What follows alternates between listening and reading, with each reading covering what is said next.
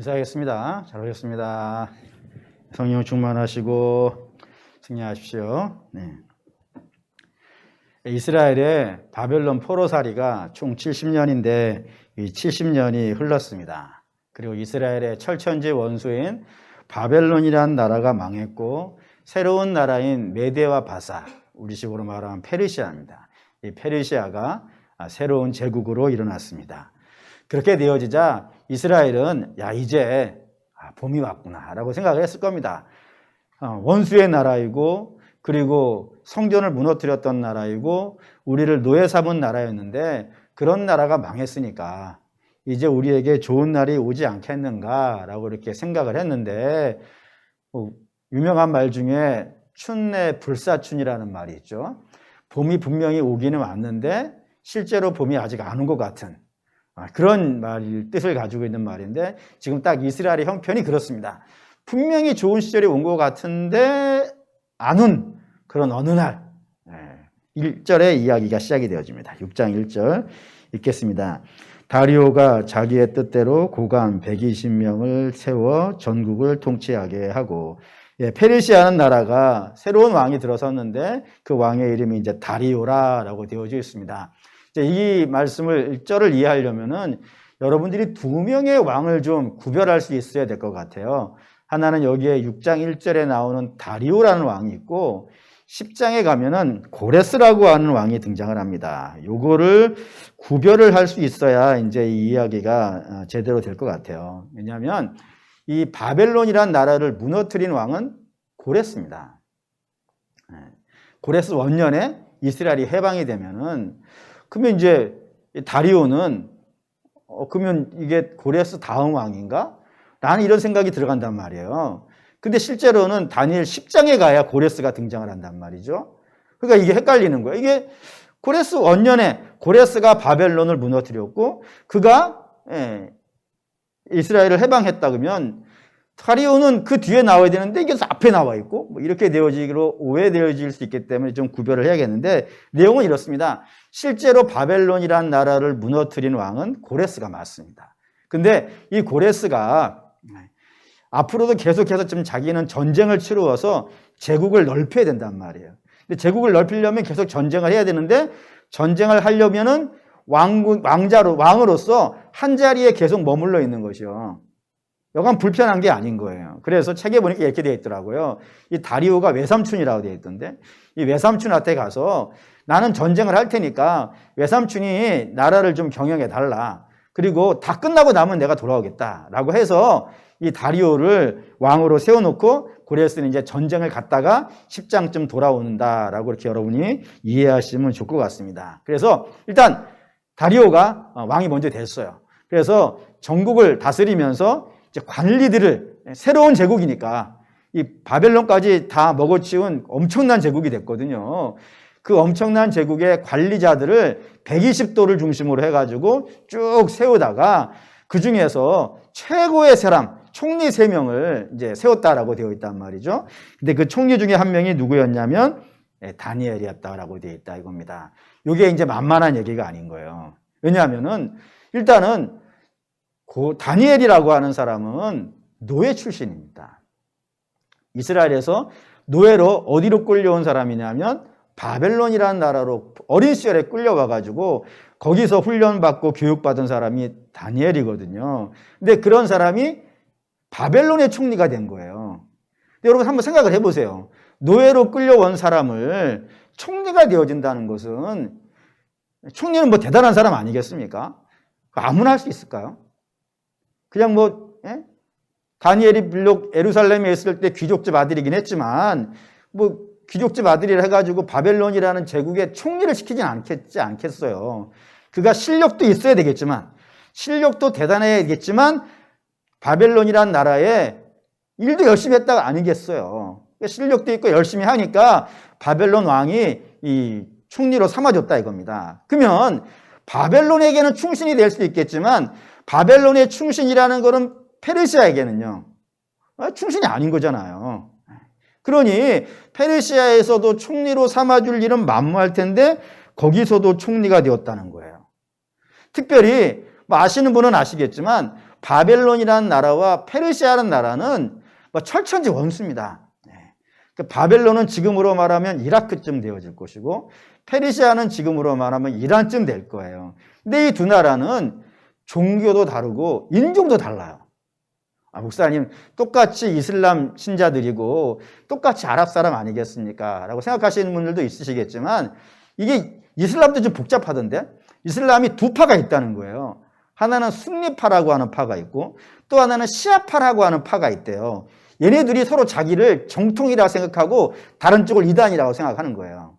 그 사이가 어떻겠어요? 안 좋아요. 거의 뭐 서로 다른 종교라고 생각할 만큼 아주 치열하게 이 순니파하고 시아파는 정말 엄청난 전쟁을 옛날부터 해온 것으로 되어져 있고 더욱이 인종도 이라크 사람들은 아랍 쪽이에요. 근데 이란 사람들은 유럽 쪽이에요. 종족도 달라요. 그런 종족도 다르고 종교도 다르고 나라도 다르고 또 옆에 딱 국경선 붙어 있으니까 얼마나 많이 싸웠겠어요. 그래서 옛날부터 바벨론과 페르시아는 사이가 안 좋기로 유명한 나라들이에요. 근데 바벨론에서도 총리가 되어졌던 사람이 이 페르시아에도 총리가 되었다는 것은 이건 뭐 대단한 거 아니겠어요. 실력도 실력이고 능력도 능력이고 일 잘하는 것도 일 잘하는 거겠지만 하나님이 도우신 거 아니겠습니까? 하나님이 역사하시니까 그가 이제 그렇게 되어졌을 텐데 이렇게 하나님이 돕고 실력도 있고 능력도 있고 뭐 이렇게 어디 뭐 하나 없는 그런 사람이 탁 나타나면 주변에 있는 사람들이 어떨까요?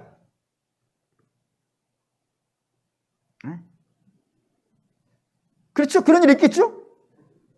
그런 일 있는 거예요. 아이씨, 저 사람 때문에 내가 갈 일이 막히네. 가뜩이나 총리가 셋이라 그러니까. 하나만 있으면 이건 낫겠지만, 다른 두 사람은, 야, 저 사람은 노예 출신인데 왜 저렇게 되는 거야? 실력도 실력이지만, 저게 뭐 돕는 게 있는 게 아니야? 근데 저런 사람이 계속 나랑 같이 있다 보면은 자기는 어떻게 되겠어요? 비교가 될 것이고, 비교가 되면은 뭐 이렇게 못났다는 책망 듣게 될 것이고 모든 사람이 이 관직에 나가는 사람은 나름대로 꿈과 비전이 있지 않겠어요. 나도 한번 끝까지 한번 가봐야겠다. 나는 뭐 그런 포부가 있을 텐데 다니엘이 뭐 이렇게 뭐 빛나니까 난 저 사람이 항상 이렇게 뒤치다거리야 할 것인가 뭐 이런 생각이 없지 않아 들어가는 상황이 발생이 된 겁니다. 그래서 4절 읽을게요. 이에 총리들과 국관들이 국사에 대하여 다니엘을 고발할 근거를 찾고자 하였으나 아무 근거, 아무 허물도 찾지 못하였으니 이는 그가 충성 때에 아무 그릇됨이 없고 아무 허물도 없음이라. 다니엘을 저 상태로 두면 좀 곤란하겠다. 뭔가 좀 손을 봐서 좀 이렇게 실각을 시키든지 뭐 쫓아내든지 해야 될 텐데 해가지고 그의 뒤를 캤다 이거예요. 뒤를 캤더니 뒤에 뭐가 있더라고요. 마치 저의 뒤를 캔 것 같지 않습니까? 뭐 제가 캐면 뭐가 나오겠어요? 뭐 은혜가 나오겠지. 요즘은 이게 별로 이렇게 재미가 없나 봐요, 요즘은. 응? 어쨌든 뒤를 막 캐봤더니 뭐 이게 뭐 어디 흠이 하나 없는 거예요. 나라에는 충성을 하고 실력은 탁월하고 뒤에서 뭔가 확실히 뭐 돕는 것이 있는 것 같고 어디 하나 흠을 잡을 데가 없고 3절도 한번 읽죠. 3절 읽겠습니다. 다니엘은 마음이 민첩하여 총리들과 국관들 위에 뛰어남으로 왕이 그를 세워 전국을 다스리게 하고자 한지라. 마음도 민첩하고 또 실력도 뭐 다른 총리들하고나 국관들하고 비교가 되지 않을 정도로 대단한 사람이었더라 이겁니다. 그러니 뭐 더 미워하죠. 더 미워하죠. 더 미워하죠. 이렇게 막 미워하고 있으니까 결국에는 이제 이들이 답을 찾습니다. 5절입니다. 5절 읽죠. 그들이 이르되 이 다니엘은 그 하나님의 율법에서 근거를 찾지 못하면 그를 고발할 수가 없으리라 하고 다른 실력이나 또는 뭐 윤리적인 생각이나 국가에 대한 충성심이나 모든 사람이 측량할 수 있는 모든 것을 다 측량해도 이 다니엘은 걸고 넘어질 게 하나도 없더라 이거예요. 근데 딱 하나가 있는데 뭐는 걸고 넘어질만 하더라는 겁니까? 하나님에 대해서는 걸고 넘어질만 하더라 이거예요. 왜 하나님에 대해서는 걸고 넘어질 수 있을까요? 한번 여러분에게 말씀드린 적이 있는 것 같습니다. 세상의 모든 종교는 사실 딱 두 개로 나누어져요. 하나는 신이 하나이냐, 또 하나는 신이 여럿이냐. 근데 세상의 모든 종교는 다 신이 여럿이라고 생각을 한다 이거예요. 근데 오직 하나님만, 우리가 믿는 하나님만 하나님이 한 분이라 그러는 거니까 이게 이제 걸만한 거라 이겁니다. 이걸로 걸지 않으면은, 신앙으로 걸지 아니하면 걸고 넘어질 것이 없을 만큼 사람이라 내가 이 신앙으로 반드시 이 신앙의 문제로 걸고 넘어지리라라고 그들이 결심을 했고, 그들이 걸은 것이 무엇이냐면 이거였다 이겁니다. 찾으시죠? 6절 읽겠습니다. 이에 총리들과 고관들이 모여 왕에게 나아가서 그에게 말하되 다리오 왕이여 만수무강하소서. 총리들이 다 나가서, 고관들이 나가서 일단은 왕의 마음을 흡족하게 해주는 말을 한 겁니다. 기분 좋으라고 만수무강하십시오라고 이렇게 쫙 한번 이렇게 깔아놓고 이제 7절과 8절에 이게 어마어마한 제안을 하나를 건 겁니다. 7절 8절 읽죠. 나라의 모든 총리와 총독과 법관과 관원이 의논하고 왕에게 한 율법을 세우며 한 금령을 정하실 것을 구하니라. 왕이여 그것은 곧 이제부터 30일 동안에 누구든지 왕 외에 어떤 신하에게나 사람에게 무엇을 구하면 사자굴에 던져 넣기로 한 것이니이다. 그런즉 왕이여 원하건대 금령을 세우시고 그 조서에 왕의 도장을 찍어 메대와 바사에 고치지 아니하는 규례를 따라 그것을 다시 고치지 못하게 하옵소서 하며, 이제 제안이 넣은 거예요. 왕한테 일단 기분 좋게 딱 해주고 나서 제안을 넣는데 이런 제안입니다. 이제 나라가 새로운 나라가 된 거예요. 바벨론까지 다 흡수한 어마어마하게 큰 나라가 된 거예요. 그러니까 나라가 크면 인재가 많이 필요하겠어요? 안 필요하겠어요? 많이 필요하겠죠? 많이 필요하니까 많이 뽑았을 거란 말이에요. 예전에 페르시아만 있었을 때보다는 2배 이상 된 나라니까 신하들을 많이 뽑았지 않겠습니까? 근데 문제는 그렇게 많이 뽑은 신하 중에 진짜가 누구인지 한번 확인해 보자는 거였어요. 그럼 어떻게 확인하냐? 더도 말고 덜도 말고 딱 30일만. 더하면 좀 힘들 수 있으니까 그냥 딱 30일만 누구한테만 복종하게 하라고요. 왕에게만 하라고. 그게 신이든지 그게 사람이든지 전혀 신경 쓰지 말고 왕을 제일 사랑하는 사람, 그런 사람이 진짜 신은 아니겠는가. 신을 포기하고 왕을 섬길 수 있는 사람, 그런 사람이만이 진짜 당신의 신하이지 않겠는가. 그래, 그런 사람 한번 찾아봅시다. 그래서 그런 사람들을 하면 나라가 잘 되지 않겠습니까? 이런 제안을 넣은 거예요. 그러니 다리오가 혹한 거지. 신하들은 많이 뽑았는데 저게 진짜 나를 사랑할까? 어느 날 갑자기 막 들어와가지고 칼 들고 막 이렇게 해가지고 나 해코지 하면 어떡하는가? 이런 생각이 막 들어갈 만한 상황인데 진짜인지 아닌지를 한번 확인해 보자라고 하니까 이 마음에 들었어요. 그래서 페르시아 제국 내에 어떠한 사람도 그 명령을 바꿀 수 없는 명령을 내립니다. 그 명령은 딱 더도 말고 덜도 말고 딱 한 달간만 왕에게 충성하는 그런 법을 내리고, 그리고 그 법을 어기는 사람은 이제 죽인다, 사자굴에 집어넣는다 라고 하는 명령을 내리게 된 겁니다. 그러니까 그 명령이 내려지자 10절에 이런 말씀이 있어요. 10절 읽을게요. 다니엘이 이 조서에 왕의 도장이 찍힌 것을 알고도 자기 집에 돌아가서는 윗방에 올라가 예루살렘으로 향한 창문을 열고 전에 하던 대로 하루 3번씩 무릎을 꿇고 기도하며 그의 하나님께 감사하였노라. 다니엘이 이 내용이 어떤 것인지, 내가 내 하나님께 예배하게 되어지면 어떤 일이 벌어질지 안다고요. 알매도 불구하고 어떻게 했다고요? 창문을 열고 예루살렘 방향을 향하여서 하나님께 기도했다라는 겁니다. 그래서 오늘 이야기하려는 건 이거예요. 왜 그랬을까? 왜 다니엘은 예루살렘을 향해서 창문을 열고 기도했을까? 아니, 꼭 창문을 열어야 될까? 창문 닫아놓고 하면 안 될까? 내가 창문 닫아놓고, 아니, 예루살렘 방향이 아니라 예루살렘 반대 방향으로, 여러분 지금 여기서 예루살렘 방향이 어딘지 아세요?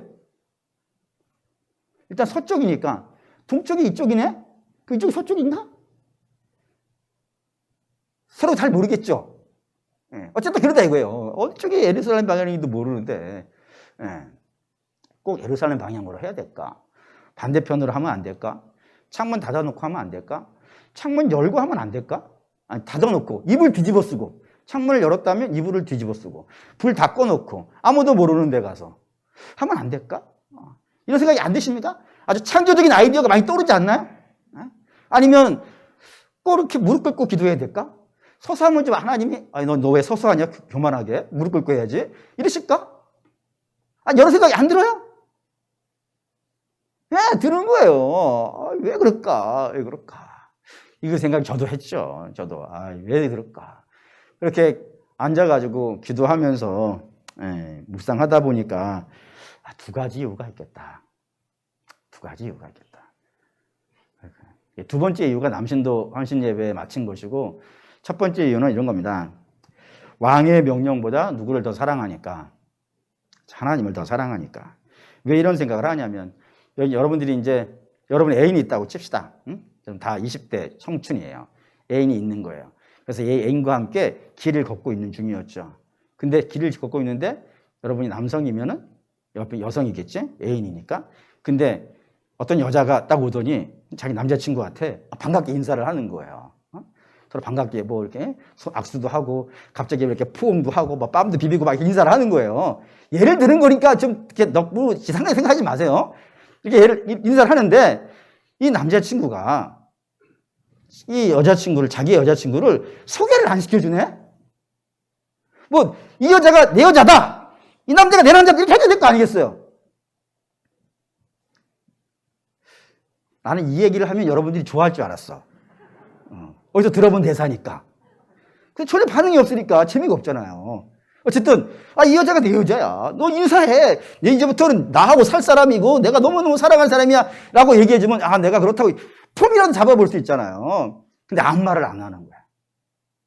그리고 헤어지고 나서 또 다시 들어와가지고 내가 말이지 이러면 여러분들이 그 남자가 진짜로 나를 사랑하는지 안 사랑하는지 어떤 느낌이 드실까요? 이 사람이 진짜 나 좋아하는 게 맞나? 상황에 따라서 이랬다 저랬다 하면은 이게 진짜 나를 사랑하는 게 맞는가? 라는 생각이 적지 않아 들어갈 수 있는 상황이라 이겁니다. 근데 다니엘은 그걸 못 하겠는 거예요. 내가 평소에 하나님을 이렇게 예배했으니까 상황이 이렇게 바뀌었다고 해서 그걸 나의 편의에 맞춰서 이렇게 바꾸고 저렇게 바뀌는 것은 하나님보다 그 상황이 내게 더 무거운 거예요. 그걸 못 하겠는 거예요. 어떠한 상황도 어떠한 환경도 내게 제일 무거운 거는 하나님인 것이지. 그래서 하나님께 맞춰야지 상황에 맞추는 것은 그의 믿음에 잘 맞지 않았기 때문이지 않을까라는 것이 제가 첫 번째 묵상한 것이고 두 번째 묵상한 것은 이겁니다. 처음에 서론에 춘내 불사춘이라 그러는데 봄이 왔지만 봄이 안 왔다고 말씀드리는 이유를 한번 좀 찾아보시죠. 예레미야입니다. 예레미야 25장 11절에서 12절 예레미야 25장 11절에서 12절 읽겠습니다. 이 모든 땅이 폐허가 되어 놀랄 일이 될 것이며 이 민족들은 70년 동안 바벨론 왕을 섬기리라. 여호와의 말씀이니라. 70년이 끝나면 내가 바벨론의 왕과 그의 나라와 갈대아인의 땅을 그 죄악에서 말미암아 벌하여 영원히 폐허가 되게 하고 하나님께서 바벨론이 70년간 이 땅을 다스릴 것이다. 근데 70년이 지나고 나면 그들의 죄로 말미암아서 내가 그 나라를 심판하게 될 것이고 그 나라는 망하게 될 것이다. 너의 주인의 나라가 망하게 될 것이다. 그럼 그 주인의 나라가 망하면 어떤 일이 벌어지겠어요? 해방이 돼야 되는 거예요. 꿈에 그리던 해방이 바벨론이 망하면 이루어져야 되는 거예요. 그리고 실제로 오늘 우리 다니엘 읽었듯이 바벨론이라는 나라가 망했어요. 그랬으면 이스라엘 당연히 생각이 들겠죠. 이제 내 나라로 돌아갈 때가 됐구나. 이제 봄날이 왔구나. 라고 생각을 했는데 그 봄날이 안 온 겁니다. 기대했는데. 아마 이들도 처음부터 기대는 하지 않았을 거예요. 70년 만에 바벨론이라는 나라가 망할 것이라는 것은 그들도 사실 처음에는 기대가 안 됐던 것 같아요. 왜냐하면 그 바벨론이라는 나라는 그렇게 허망하게 망할 나라가 아니거든요. 어마어마한 나라이거든요. 그래서 바벨론만 묵상하면은 저 나라는 천고만대를 이어갈 것만큼 대단한 나라인데 그런 나라가 한순간에 70년 됐다고 확 무너질 일은 없을 거라고 생각을 했거든요. 근데 실제로 바벨론이라는 나라가 한순간에 무너져요. 어떻게 무너지냐면 고레스가 쳐들어가니까 이 바벨론 성의 성문들이 성문을 열어준 거예요. 그 벨사살 맨날 술 퍼먹고 놀기만 하니까 백성들이 열받아가지고 성문을 열어주니까 그냥 조용하게 들어와, 그냥 떵떵거리고 문 열고 들어와가지고 그냥 집에 모여버린 거예요. 그런 일이 일어날 거라고는 상상도 못 했는데 실제로 그런 일이 일어난 거예요.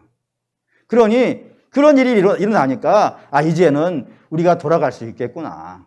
분명히 돌아갈 수 있겠구나라고 생각했는데 아닌 거예요. 얼마나 실망이 될까? 얼마나 낙심이 되고. 더욱이 이 다리오가 임시왕이긴 하지만 왕이 되고 나서 한 일이 뭐였냐면 자기에게 30일 동안 경배를 하고 해야지 다른 신에게 경배를 하면은 사자굴에 넣는다 라는 이런 명령을 내린단 말이에요. 근데 이 명령 어디서 들어본 것 같지 않습니까? 그 다니엘 앞부분에 보면은 느부갓네살 왕이 자기가 씌운 세상에다가 절하지 아니하면은 그 풀물 속에 집어넣는다 그런 거 아니겠어요?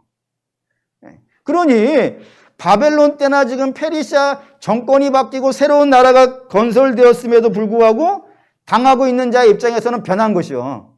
하나도 없는 그런 상황이 되어버린 거예요. 그러니 일반 백성들의 입장에서는 이게 뭐지? 분명히 우리 돌아가야 되는데 왜 돌아가지는 못하고 이런 바벨론 때나 지금이나 마찬가지 이런 어려움들이 내게 발생이 되어질까라고 하는 생각이 들어갈 만한 상황이 된다 이거예요. 근데 그렇게 백성들이 막 요동치고 어려워하고 있는 그때에 이 바벨론 포로기 내내 이스라엘 모든 포로들에게 정신적 희망이 되어준 리더가 되어준 이 다니엘마저 어렵다고 해가지고 그의 신앙이 위축되어 버린다면요. 어떻게 될까? 모든 백성이 주목하지 있지 않겠어요. 모든 백성들이 다니엘은 이번에 어떻게 하는가? 다니엘도 하나님 도와주신다고 했었는데 아직 봄이 안 오는 거 보면서 실망해가지고 그냥 문 닫고 그냥 조용히 혼자 있을까? 라고 다들 주목했을 거란 말이에요. 다니엘은 그냥 일반 백성들 중에 하나가 아니라 그 모든 백성들 중에 유일하게 총리가 되어준 사람이니까 얼마나 주목 대상이 잘 되겠어요. 그때 다니엘이 딱 숨어버렸다 그러면 백성들이 뭐라 그럴까요? 다들 그러는구나. 다니엘도 별 수 없구나. 하면서 그들의 마음도 무너지지 않겠습니까? 근데 그 무너지려고 하는 백성들 앞에 다니엘이 평소와 똑같이 창문을 열고 예루살렘을 향하여서 하나님께 엎드려 경배하는 모습. 그리고 당당하게 잡혀가지고 사자굴에 가는 거죠.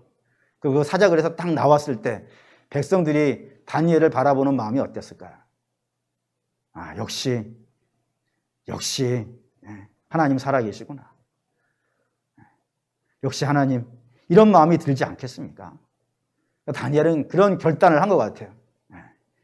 내가 어떻게 되든지 간에 이 지금 마음이 위축되어지고 있는 이 땅 백성들에게 위축되지 말라고. 우리 하나님이 계시지 않냐고.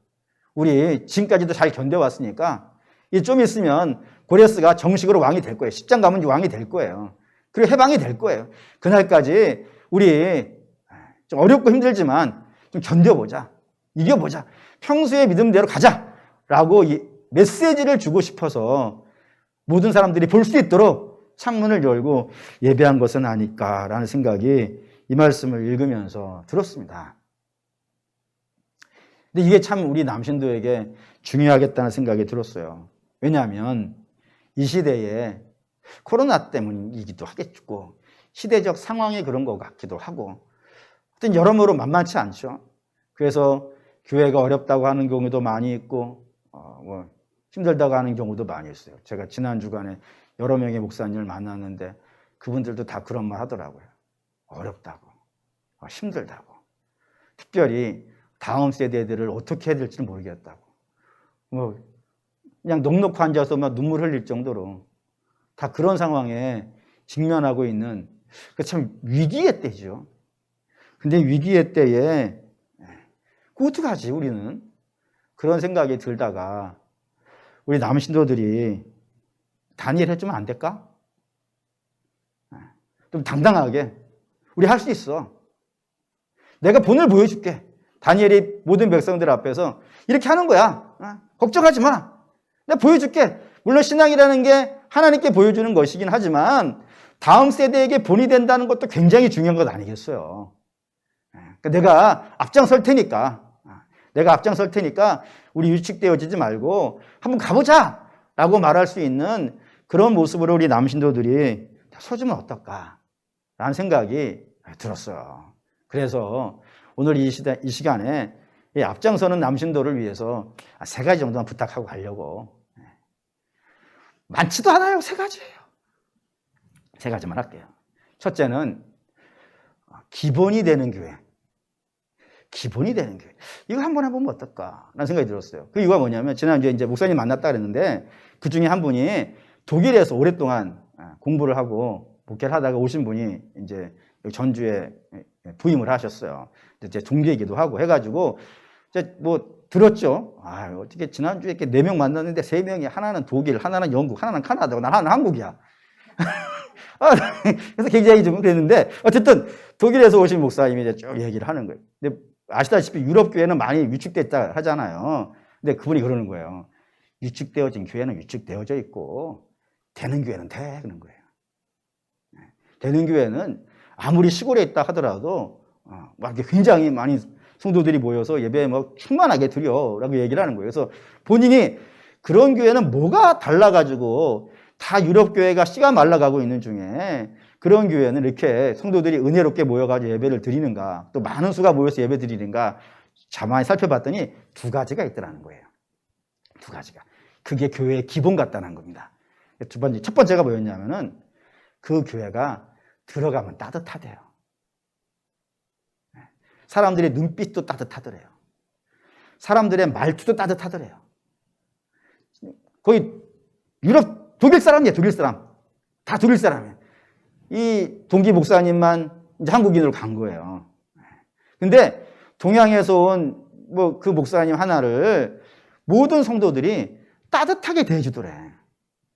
웃음도 띄워주고, 말도 상냥하게 걸어주고, 안내도 상냥하게 해주고, 따뜻하더래. 그래가지고 다음에도 또 가고 싶은 생각이 들더라는 거예요. 그리고 또 하나는 딴 얘기를 안 한다는 거예요. 뭔 얘기만 하냐면 예수님만 얘기한다는 거예요. 복음만 이야기한대. 그래서 알았다는 거야. 교회는 복음 중심이 되는 교회가 기본이고, 그리고 성도들이 만났을 때 따뜻한 교회가 기본인 거예요. 그런 교회라면은 어느 시대, 어느 상황에서도 흔들림 없이 자기의 사명을 잘 감당할 수 있겠다라는 생각이 들었다라고 이야기를 해주더라고요. 그거 우리 남신도들이 해줬으면 좋겠습니다. 우리 남신도들이 따뜻하게, 할렐루야, 눈빛이 따뜻하게, 말투도 저만 이렇게 합시다. 여러분! 저만 하고 여러분 따뜻하게, 할렐루야. 그리고 여러분들, 저와 여러분은 모두 입술에서 오직 예수, 모이면 예수, 십자가, 그리고 우리의 연약함을 하나님께 아뢰고 회개를 하고 또 새롭게 되어주고 은혜를 입고, 이런 교회의 가장 기본, 다른 거는 해도 되고 안 해도 되고 하는 거예요. 다른 건 해도 되고 안 해도 되는 것이지만 교회의 가장 기본적인 것은 복음입니다. 그러니까 모든 성도들이 복음에 익숙하고 복음을 증거할 수 있고 복음을 말할 수 있는 그런 아주 기본적인 그런 교회 되어줬으면 참 좋겠습니다. 2번째 부탁드리고 싶은 것은 기도하고 전도하는 일을 남신도가 했으면 좋겠어요. 남신도 모일 때마다 제가 부탁드리는 것이 있었어요. 그게 뭐냐면 기도의 주권을 여신도에게 양보하지 마십시오. 몇 번 들으셨죠?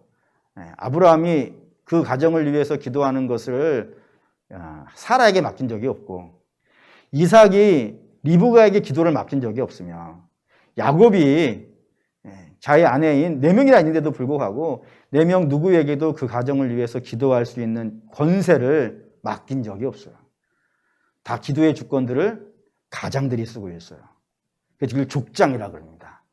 창세기는 족장기라고도 불러요. 12장부터는 족장들의 이야기 이렇게 부르기도 해요. 그 족장들이 족장일 수 있는 이유는 그 가정에 기도의 주권을 그들이 가지고 있어요.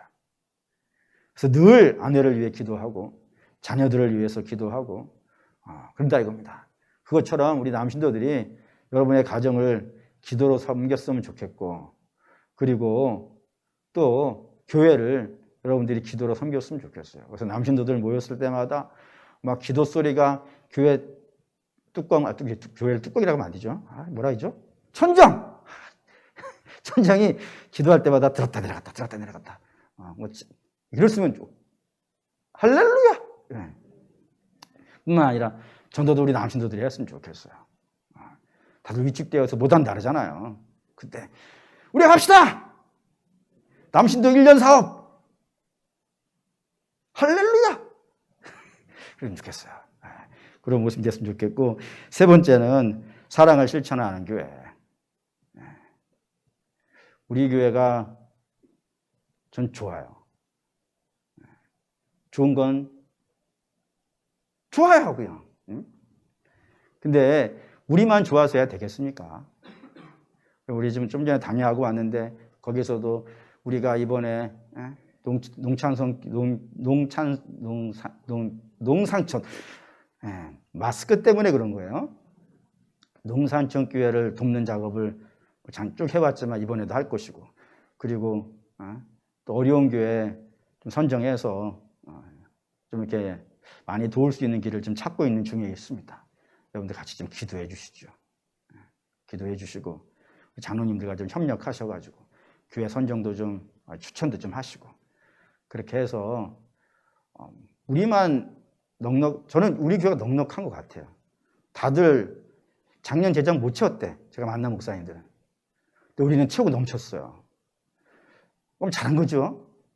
여러분들이 믿음으로 잘 충성해 주셨기 때문에 넘쳤다고 생각하는데, 그 넘친 거를 좀 흘려보내줄 수 있다면, 목사 우리 빚도 많은데요. 그 우리 빚은 좀 하나님이 갚도록 하고, 하나님이 다른 데로 갚은 걸 하고, 우리가 지금 남아있는 것들은 좀 다른 쪽에 흘려보내줄 수 있는, 그러면 좋겠다 생각으로 우리 장로님들과 함께 기도하고 있는 중에 있는데, 꼭 그걸 그렇게 하는 것 말고 우리 남신도들도 자꾸 이렇게 사랑을 다른 쪽에 흘려보내줄 수 있는 그런 역할을 좀 하면 좀 어떻겠는가. 방법은 여러 가지가 있겠죠. 꼭 뭐 이렇게 가나다라, 마바사, 뭐 자차카타, 파까지 할 필요는 없지 않겠습니까? 여러분들이 남신도 임원들이 모이셔가지고 우리는 어떻게 사랑을 나누고 어떻게 섬기고 그런 것들을 좀 잘해 주시면 어떨까. 그러면은 비록 이 시대가 참 여러 가지로 복잡하고 어려운 때이지만 그럼에도 불구하고 주님의 교회가 사명을 잘 감당하면서 하나님께서 맡겨놓은 영혼들도 충만하게 채우고, 그리고 또 함께 손잡고 믿음의 길을 주님 오실 때까지 갈 수 있지 않겠는가라는 생각이 이번 주간에 기도하면서 계속 들었기 때문에 이 말씀으로 여러분들에게 증거하였습니다. 그러니 창문을 열고 모든 사람들이 볼 수 있도록, 그래서 우리 여신도나 어린 학생들에게 투철한 본이 되어줄 수 있는 우리 남신도 되시기를 주의 이름으로 축원합니다. 기도하겠습니다.